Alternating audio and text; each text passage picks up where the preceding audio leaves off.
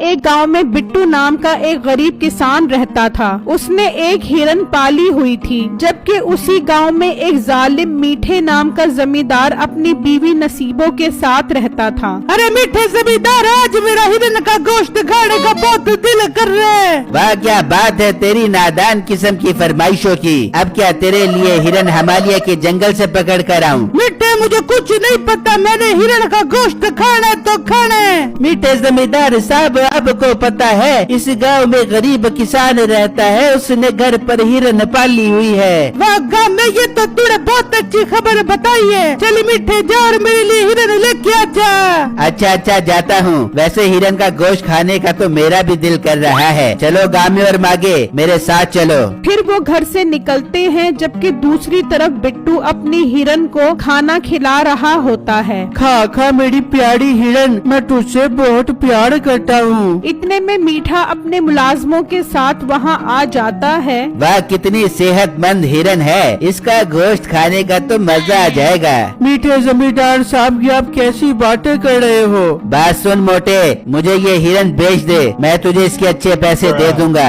نہیں میٹھے زمیندار صاحب، میں اسے نہیں بیچ سکتا، اس سے میں بہت پیار کرتا ہوں۔ اوے تجھے معلوم بھی ہے یہ تو کیا بول رہا ہے؟ تو زمیندار صاحب کو انکار کر رہا ہے۔ گامے تو چپ کر، بتا موٹے یہ ہرن کتنے کی بیچے گا مجھے؟ بھائی کیا آپ زبردستی کر رہے ہو؟ میں نے ایک دفعہ بول دیا ہے میں ہرن نہیں بیچوں گا تو نہیں بیچوں گا۔ تو نے میٹھے زمیندار کو انکار کر کے اچھا نہیں کیا، اب اس کے نتائج بھگتنے کے لیے تیار ہو جا۔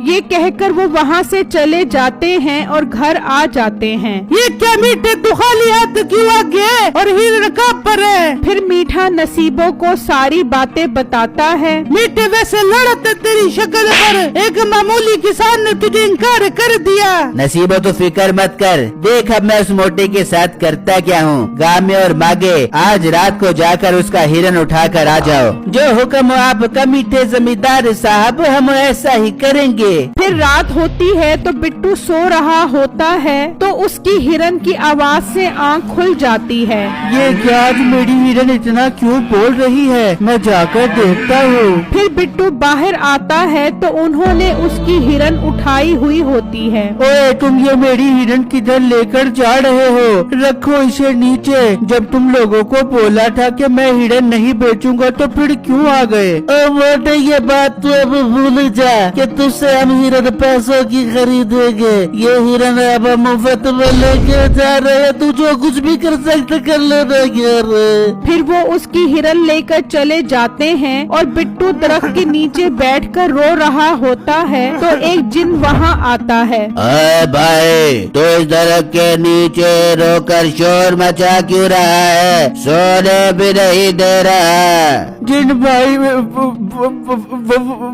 کیا وہ کہہ رہا ہے؟ ٹھیک سے بول۔ جن بھائی اس گاؤں کا زمیندار میری ہرن اٹھا کر لے گیا ہے، میں اس کے بغیر نہیں رہ سکتا۔ تو پریشان مت ہو، تیرا مسئلہ حل ہو جائے گا، پر تو رو کر ہماری نیند خراب مت کر۔ ٹھیک ہے جن بھائی، میں نہیں رہوں گا، پر میرا مسئلہ کیسے حل ہوگا؟ اپنے دونوں ہاتھ آگے کر۔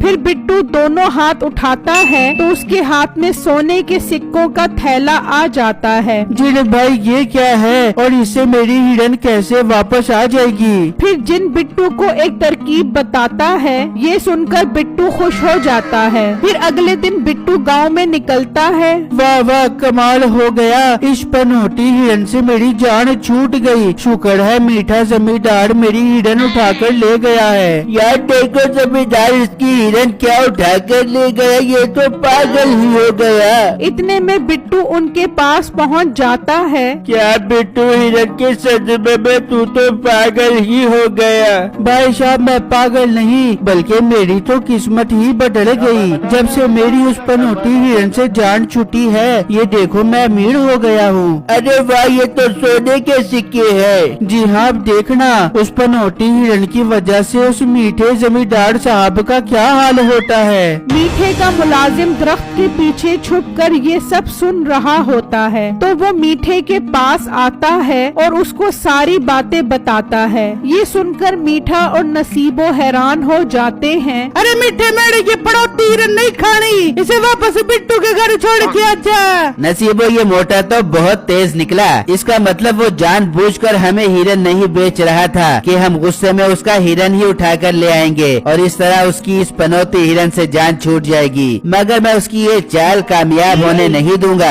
मीठे मेरी झाड़ की टोटे क्या करेगा तू अब? नसीबो बस तू देखती जा, मैं